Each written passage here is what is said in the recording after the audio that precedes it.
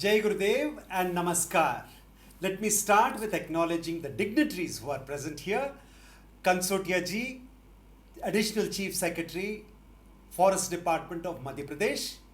Shri Ramesh Kumar Gupta ji, Head of Forests Forces, Forest Department, Government of Madhya Pradesh.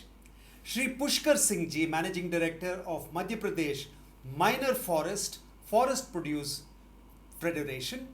And Shri Dilip Kumar, Principal Conservator of Forests, Government of Madhya Pradesh. मेरा नाम doctor Prabhakar Rao है और मैं art of living जो श्री श्री रविशंकर जी की संस्था है उसकी एग्रीकल्चर ट्रस्ट में मैं अभी चेयरमैन की पात्र निभा रहा हूँ और हम पूरा भारतवर्ष में 22 लाख किसानों से जुड़े हैं।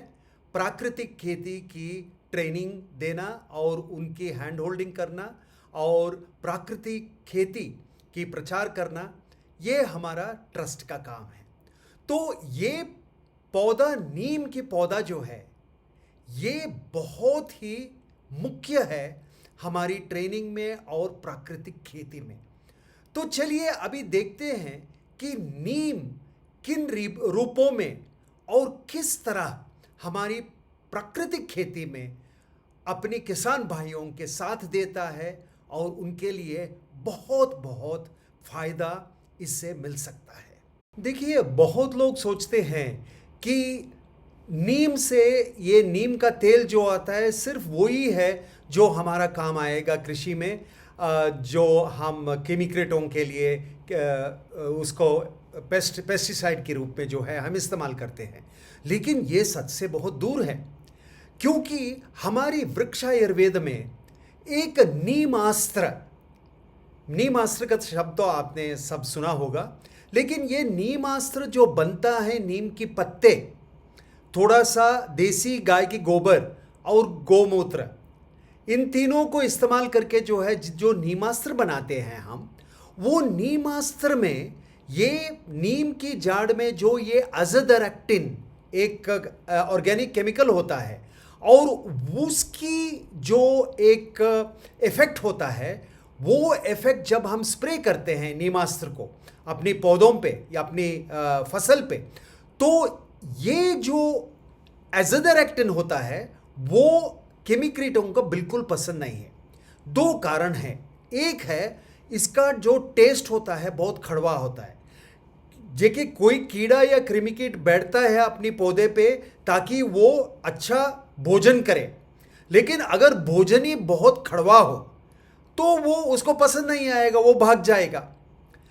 ऐसी ही दूसरा एक कारण है, क्योंकि अगर मान लीजिए कि वो खाना भी शुरू कर दिया उसको, अगर वो खाना भी शुरू कर दिया जो हमारी पौधे पे हम नीमास्त्र स्प्रे किए हैं और अगर थोड़ा कड़वा है फिर भी उसने खा लिया, ये अज़ोडैरेक्टिन जो है वो जाके काम करता है उसकी रिप्रोडक्टिव साइकिल पे, यानी वो कीड़ा या कृमिकीट जो है अंडा नहीं बना सकता है, मतलब उसका जो परंपरा है, उसका जो जनरेशन है वो उधर ही खत्म हो जाता है। तो दो तरफ दो इसकी इफेक्ट जो है दो रूप में है, एक जो है वो खड़वापन, लेकिन दूसरा है उसकी रिप्रोडक्टिव बायोलॉजी पे। जो भी कीड़ा इसको खाएगा और ये अज़ोडैरेक्टिन अगर उसकी बॉडी के अंदर जाता है तो वो अंडा नहीं बना सकता है, तो उसका वंश जो है उधर ही खत्म हो जाता है। तो ये इसका सिद्धांत समझना बहुत ही इंपॉर्टेंट है और एक रहस्य इसमें छुपा हुआ है। अभी कोई भी कीटनाशक को हम उपयोग करते हैं जो रासायनिक है, उसका इफेक्ट क्या होता है, सीधा जाके जो है वो कीटनाशक के वो कृमिकीट या कीड़ा को वो मार डालता है, यानी एकदम मार डालता है उसको। जब भी प्रकृति में कोई भी चीज, कोई भी जीव को अगर हम मार डालने की कोशिश करते हैं तो उसका नतीजा हमें भोगना ही पड़ेगा, क्योंकि जब कोई कृमिकीट को आप मारने की कोशिश करते हैं तो अंदर ही अंदर उसका डीएनए में म्यूटेशन हो जाता है और उसमें एक रेजिस्टेंस आ जाता है। जैसे हम एंटीबायोटिक ज़्यादा अगर ले लिया तो एंटीबायोटिक काम नहीं करता है, क्यों? क्योंकि वो सूक्ष्माणु जीवाणु जो है उसका रेजिस्टेंस उसको आ गया है और वो एंटीबायोटिक से मरता नहीं है। ऐसे ही होता है ये रासायनिक केमिकरीटों में कि जहां भी वो कीड़ा या क्रिमिकेट को मारने की कोशिश करते हैं तो उसमें रेजिस्टेंस पैदा हो जाता है। लेकिन हमारे संस्कृति में, हमारी कृषि की संस्कृति में, हम ये कीड़े और जो ये पेस्ट जो हम बोलते हैं इंग्लिश में, जिसको मार डालने की कोशिश करते हैं, इसका सोच विचार हमारा कुछ अलग ही था और ये भी समझना बहुत उचित रहेगा हम लोगों को। देखिए, हमारी संस्कृति में जो भी सृष्टि हुआ है, जो जीवित है, उसको हम ईश्वर के एक रूप मानते हैं। यानी every living organism is a divine creation. ऐसा हमारी संस्कृति में ये एक थॉट प्रोसेस जो है वो बहुत ही गहरा है। तो अगर एक क्रिमिकीट आके आपकी खेत में बैठ के आपकी फसल को खाए, हम तुरंत जो है उसको मारने की सोच नहीं करते हैं।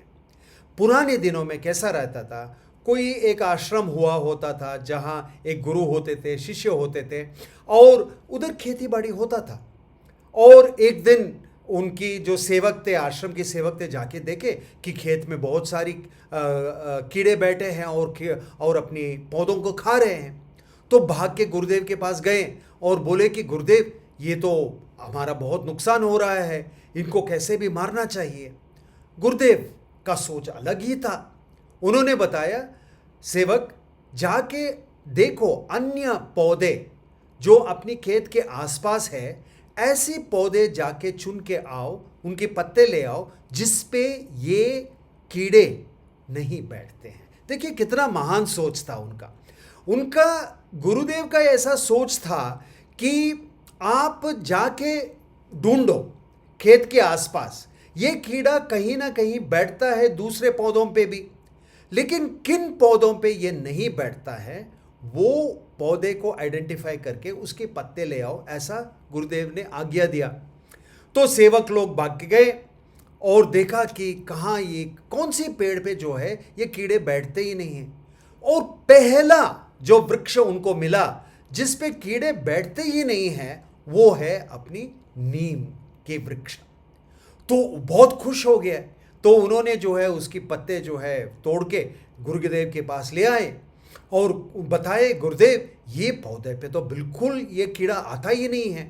तो गुरुदेव ने मुस्कारा और बोला कि अभी इसको अच्छा सा कूटो और थोड़ा सा गोबर ले लो, थोड़ा सा अपना गौमूत्र ले लो और पानी में डाल के जो है इसको अच्छी तरह से फर्मेंट होने दो। तो 1-2 दिन जो है इसको अच्छी तरह से फर्मेंट होने के लिए छोड़ दो, ताकि जो इसमें एक्टिव इंग्रेडिएंट है जो आज हम समझते हैं एज़ेथरएक्टिन है, वो गौमूत्र में पिघल के जो है इसमें से एक अस्त्र बना सकते हैं। तो 2 दिन के बाद जो है इसको अच्छी तरह से फिल्टर करके जो है उन्होंने सेवक लोगों को बोला, जाके इसको आप डाल दो खेत पे, है ना, छिटका मार दो इसको सारे पौधों पे और देखो क्या होता है। तो सेवक लोग जाके इसको डाल दिया, छिटका दिया अच्छी तरह से फसल पे, और देखा कि जैसे ये लोग डाल रहे हैं नीमास्त्र को, तो सभी कीड़े जो है उधर से भाग गए। देखिए इधर एक बहुत ही बड़ा रहस्य छुपा हुआ है। रहस्य क्या है कि हमने वो कीड़े को मारने की कोशिश नहीं किया। हमने ऐसा पौधा देखा जहां ये नहीं बैठता है, वो पौधे का रस निकाल के उसको जो है उससे एक अस्त्र बना के हम खेत में डाल दिया, क्योंकि हम वो कीड़ों को या कृमिकीट को मारने की चेष्टा नहीं किया। वो पौधा, वो कृमिकीट या कीड़ा जो है, कभी उसमें ऐसा ज़रूरत ही नहीं पड़ा वो नीमास्त्र पे रेजिस्टेंस पैदा करे। तो इसकी वजह से क्या है, 5000 साल पहले नीमास्त्र काम कर रहा था, आज भी नीमास्त्र काम कर रहा है, 5000 साल के बाद भी ये नीमास्त्र काम करेगा। ये रासायनिक कीटनाशक में कभी हो ही नहीं सकता, वो 5 साल भी नहीं चल पाता है, जबकि वो कीड़ा जो है रेजिस्टेंस पैदा कर देता है। तो ये है एक रहस्य, जहां हम कोई कीड़ा या कृमिकीट को भी मारने की कोशिश नहीं करते हैं, और नीम वृक्ष इसकी पत्तों से ऐसा एक अस्त्र बनाते हैं जो 5000 साल पहले भी काम कर रहा था और 5000 साल आगे भी काम करेगा।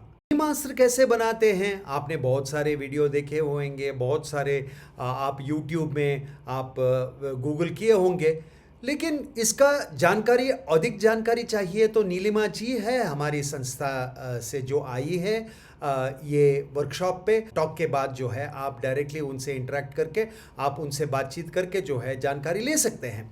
लेकिन एक और बहुत ही बड़ा फायदा है नीम का। अप्रैल जो बसंत मास होता है, उस टाइम में आप देखे होंगे कि बहुत सारे फूल आ जाते हैं उसमें, और यहाँ तक कि पत्ते भी नजर नहीं आते, फूल ही फूल, इतना सुंदर लगता है नीम के वृक्ष।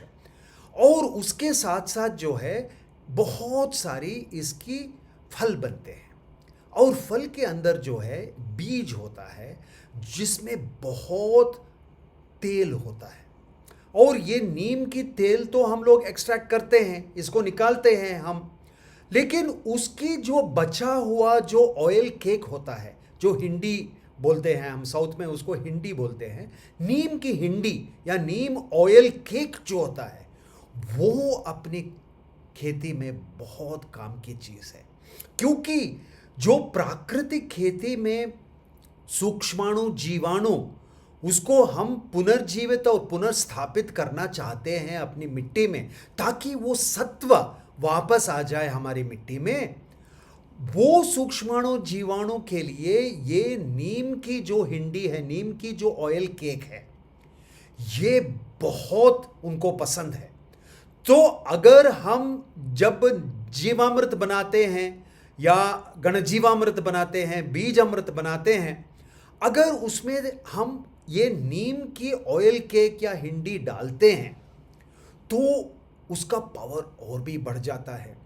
दूसरा एक चीज कर सकते हैं, ये ऑयल केक लिया हमने और इसको जो है सिर्फ पानी में डाल के रख दिया, थोड़ा अगर गौमूत्र मिक्स करना है तो मिक्स कर दिया आपने, और इसको अच्छी तरह से जो है 4-6 हफ्ते आप एक ड्रम में इसको फर्मेंट होने के लिए छोड़ दिया। बहुत एक टाइप की बदबू आती है, तो इसको कहीं खेत में दूर रख दीजिए, लेकिन जितना बदबू वो आएगा उतना इसका पावर है।